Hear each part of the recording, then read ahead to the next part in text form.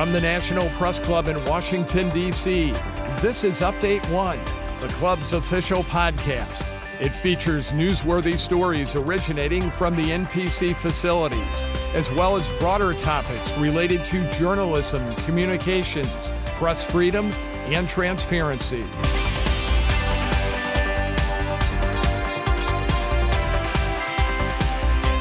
I'm Tom Young with the Broadcast Committee of the National Press Club. The late Washington Post publisher Philip Graham said famously that journalists write the first rough draft of history. It follows then that coverage of historical events becomes itself part of history. Author and Press Club member Noel Marie Fletcher has written about what is arguably the trial of the 20th century. Her book is titled Reporting the Nuremberg Trials, How Journalists Covered the Nazi Trials and Executions. Noel joins me in the studio today. Good to see you, Noel. Thanks, Tom. Your own career would make a good read. Tell us about your background and what led you to this project. I started out in print and broadcast journalism and switched to newspapers in my career. I went to different papers in California and then became a foreign correspondent in Hong Kong and Beijing.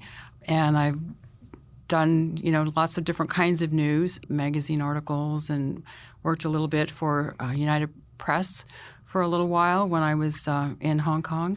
And I came about this project because I've always had an interest in World War II since I was a kid.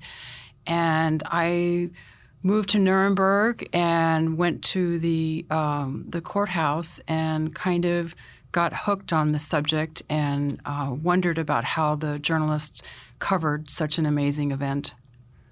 Here at the Press Club, we treasure our history and our archives, and one might think of dozens of major stories and wonder about the reporters who covered them. Now, you mentioned you were fascinated when you visited Nuremberg, but apart from seeing the physical place, why this particular story?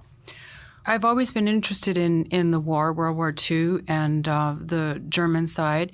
I used to be a court reporter early in my career. I covered the Supreme Court in Hong Kong for a while and courts in California. And I was interested in what happened with the trials, how the reporters covered it. And I knew about some of, the executions and the things that happened. And I thought that there was a larger story there. I was also interested in the German reaction because when I visited the courthouse and I saw the images, they were all from the U.S. And I thought that was missing, that I could have seen those pictures in the U.S. And I really wanted to see, how this impacted the Germans and the war, what happened after the war and with the trial. It was such an amazing, important event. And what sort of things did you have to do to research the book? I didn't realize that the press was housed in a castle away from the courtroom site. So I went and explored that and looked around there. The Grand Hotel was where a lot of, not very many journalists, the elite Russian press corps stayed there, but that's where the courthouse people stayed. And so I went there and walked around through there and to see. I didn't realize, how much bombing had been done, and Nuremberg was pretty much, pulverized. And when I went to a lot of historic sites in Nuremberg, people talked about how they were all rebuilt. And so there would be a picture about the devastation, and then you could see what it was like. I went to a bunker in there where they had kept their treasures. And so it was really kind of an interesting experience for me to be immersed. So I did that.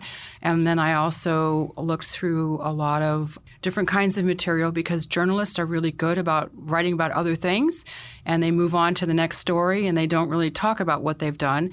And so it was very difficult to find journalists who actually wrote about what had happened at Nuremberg because the world moved on in the Cold War and that sort of thing. And I was able to find YouTube videos with some of them, some oral histories with others, and different things to kind of patch the research together. But it was extensive research.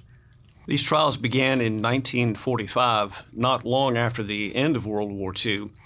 Can you set the stage for us? You mentioned the bombing, but apart from that, what was it like in Nuremberg at that time? Your book notes that just getting to the courtroom could be dangerous. Right. So Nuremberg was pretty much pulverized, and everyone spoke about the stench of the dead bodies under the rubble for months. And I didn't realize, that water was a problem, food was a problem. But the Americans came in, and the trial was in the American occupation zone. And so one of the first things we did as Americans was we put a Coca-Cola plant there. And there was a lot of dangers with snipers and Germans that were upset about what happened in the war, and risks to journalists and also to GIs. And for a quick review, tell us about some of the defendants and the verdicts that were handed down. The defendants that tended to get the most coverage were Hermann Goering. He was like the number one Nazi, and he was very, very flamboyant, and he really succeeded in mastering the courtroom antics during the American prosecution. Everyone always wanted to see him, and he was posing and doing things. Hess was another one. Rudolf Hess, first they said he was insane, and then he stood up and said, hey, I'm not insane. But he would carry a blanket. He would get like tummy aches and have to go out, and he would read bizarre books there. So he was another flamboyant character. Donitz was there. So there were lots of different interplay going on between, Nazis. Speer was there, the architect Speer, who designed a lot of the architecture from the Nuremberg rallies that you see. So there were a lot of interesting characters and some lesser-known characters as well from the Nazi regime. We journalists are always trying to optimize the latest technology. The telegraph first enabled my old employer, the Associated Press, and of course today we're trying to keep up with developments in social media and artificial intelligence and so forth. Your book talks about how the Nuremberg reporters used the latest innovations of their day to cover the trials. Tell us about that. Well, that was really interesting because they were talking about things that no longer exist, and like the press wireless system, and how I had to find out how they did that. So they used cameras that we don't use anymore. They had radio reporting, and it was very interesting because one of the things that when they set up the Nuremberg trials, they set it up for the press coverage. They wanted the world press to know. And so there were alcoves built into the side of the courtroom for cameras in the courtroom, which was a very early use of cameras in the courtroom, special lights that they installed. You see some of the defendants wearing sunglasses because they complained about the lights, but the lights were optimum lights for photographs. Also, the different military branches would send their wireless communications. The American military would send out the American, the British would send out theirs, the Russians would send theirs, and then some photographs they would fly. They would have special courier planes to fly to London, with photos or to Moscow. And so it was very interesting. People used pencils, and typewriters. They had typewriters in their rooms. And there was typewriters in the press room and also in the castle where they stayed. And so a lot of this technology is long, long gone. Who were some of these reporters? Some of the names are quite familiar and others not so much.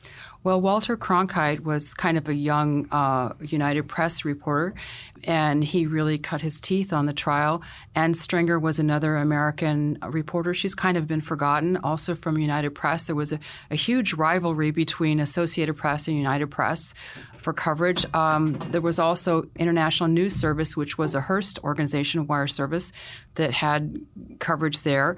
The press corps was pretty much largely American, British, French, and Soviet, with other countries represented. There were even journalists from Iceland there. So it was very much an international thing. There were people from the Times of London. They didn't use their bylines, so you tend not to know about who some of these were. Wes Gallagher, he was a big player from Associated Press. Louis Lochner, he was a former Berlin bureau chief at AP. There was a struggle at AP going on between the old guard who had been foreign correspondents and went to soirees with diplomats, and you had these tough young war correspondents like Wes Gallagher who were just doing things differently. And so there was a lot of friction between those types in the press corps. And you mentioned radio reporters. Tell us about some of the broadcasters. That was really kind of interesting. There was a mutual broadcasting company. I didn't even know what that was. And it turned out that Arthur Gayeth, he was the reporter, and he also witnessed the executions. When there was a fight with the press, they wanted to be there for the executions, and there was a huge fight, and the military, the Allies, didn't want them there. And the Americans prevailed on that. And so our American Press Corps, we made sure that we had a radio reporter there. So there was also a radio reporter from the Armed Forces Radio Network, and they were reporting the news and radio to the troops at the time. There are so many fascinating stories in your book, including one about a reporter who was a Holocaust survivor. Tell us about him. Okay. A little bit of backstory. I wanted to see how the German press was represented, and the German press was decimated in Germany by the Nazis. And so during the trial, the Americans wanted to stand up German news media, and American reporters went out there to train and find people that were non-Nazi German and German-speaking reporters. The British tended to use British reporters who spoke German, and what the American side did was try to find people, and mostly they could find people in concentration camps and train them to be journalists. One of the reporters was a survivor of a concentration camp, I think maybe 3. He had survived a death march when he was freed, and he used his tattoo number with his byline. And he also had been invited. Goering was reading the German press coverage, and Goering wanted to meet him, and he agreed to meet him. Then when he was in the room face-to-face with him, he couldn't shake Goering's hand because he remembered all the atrocities, and the family members he lost, so he left the courtroom. And I thought that was really, really very, very moving. Wow. What other anecdotes stand out in your mind? There were plots, I think that the Americans really wanted to make sure that it was open, and there was no censorship, but they didn't really tell the journalists could see there were moments in the trial when things changed, like when there were sandbags that were put, and bodyguards assigned to the judges. And they found out later that, there were Nazi plots, the SS, to free Goering and some of them, the Nazi leaders. And so that really surprised me. I didn't know about that. I kind of thought the war had ended. I did not know that there were snipers, shooting at the British who were taking reports from the press camp to be sent on the wireless, that they had to be careful because they were getting shot at, and that there were GIs getting killed. I did not know about that. And I also didn't know that some Germans were stringing wire across the highways to decapitate GIs in the Jeeps, and so that they had to install like a wire cutter. There was a Time magazine reporter who was covering the trial, and he married a Hawaiian woman who was working in the staff of the trial, and he was actually killed going from Berlin to Nuremberg, possibly to cover the second of the Nuremberg Trials. And there was some talk at the time that his Jeep hit one of those wires. But, I mean, who knows? There were things that, were kind of hushed up. But that was really interesting to me. And also the reactions of the Germans, to Goering's suicide, that they were really pleased that he, kind of evaded, the sentencing and killed himself. So I did not know about that. The Nuremberg Trials helped introduce the concept of crimes against humanity. To what extent did the reporting explain this development in international law? First of all, it was really kind of a genius move on the prosecutors to use the documents, the actual German documents, as evidence to convict and in some cases, it actually acquitted a few of the defendants. But the documents were given to the journalists, and so the journalists could see the actual documents that had been translated, the German and the original. Some of the journalists, were German speakers and a German heritage. But it was very interesting that they could use the documents and they would write about the documents. Some of them had been correspondents before in Germany, and they were able to bring in that kind of background information about what was going on. And many of them knew the defendants. The defendants were shocked when they looked up from the dock and could see the journalists that they knew from their days of glory in Berlin. And so they were able to really use documents to show different things about the inhumanity. One thing I should mention is that when I was going through in my research people who had actually worked on the trial, some of them, many of them suffered post-traumatic stress from the different evidence and things that was presented in the trial, and I'm sure the journalists did as well. I would imagine so. Wow. Speaking of such things, your book describes how a press pool covered the executions of 10 war criminals. I would imagine that was a difficult thing to witness and to report. Yes, it was. There was a lot of drama in that. They, kind of drew straws into who was going to cover it, and they were sequestered in the jail.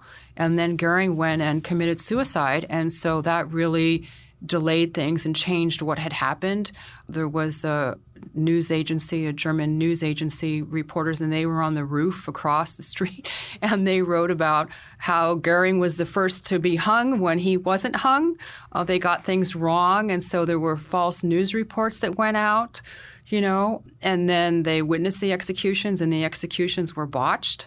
There was a hangman who really wasn't a experienced hangman who did it. And so there was one reporter who wrote about how awful it was, the kicking under the curtain, and the hangman going back there and kind of adjusting the noose and it stopping. And so he wrote about, I never want to cover one of these things again. It was pretty graphic. They were executed in a gym, and the GIs had written VD, is among us. It was just pretty awful. And they had 3 scaffolds, and one was a spare, and they were alternating between the two. So one person who was hung would still be there, the body, when they were taking it down, as they would bring another person in to do it. So it was all pretty graphic.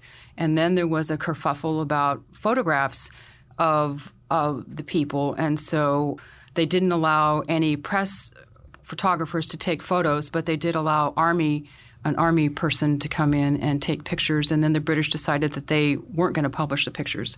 So if you try and find them today, you won't find them. The British just didn't do it. But the British reporters were the ones that told the Americans that the hangings had been botched because of the condition of the corpses. Wow. Other than the obvious differences in technology, how do you think today's media would cover this kind of a trial? I don't think today's media would cover it the same, and I don't know that they would cover it as well. It's probably not going to be very popular saying this, but I think that a lot of the news, not all of it, of course, but there are people that have different opinions, and they put together, like editorial kind of reports on it. And I don't know that they, I think it might be harder for people to find out actually what happened, because a lot of the journalism is a particular point of view, and people go there to get their point of view reinforced.